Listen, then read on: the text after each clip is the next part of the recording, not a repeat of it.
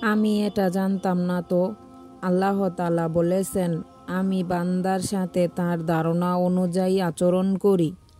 উপরিউক্ত কথাটি আমরা কম বেশি সবাই শুনেছি। এটা হাদিসে কুদসির অংশবিশেষ। তিনি বলেন, এর 4টি অর্থ হতে পারে। দোয়া কবুল হওয়ার ব্যাপারে আমি বান্দার সাথে তার বিশ্বাস অনুপাতে আচরণ করি। যদি সে বিশ্বাস করে যে আমি তাকে ফিরিয়ে দেব না, তবে সত্যিই তাকে আমি ফিরিয়ে দেব না।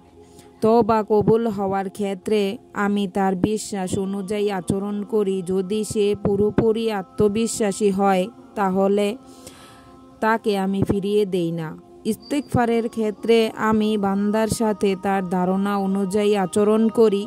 যদি সে ক্ষমা পাবে বলে বিশ্বাস করে, তাহলে আমি তাকে ক্ষমা করে দেই। ইবাদত কবুল হওয়ার ব্যাপারেও আমি তার সাথে এরকমই আচরণ করি।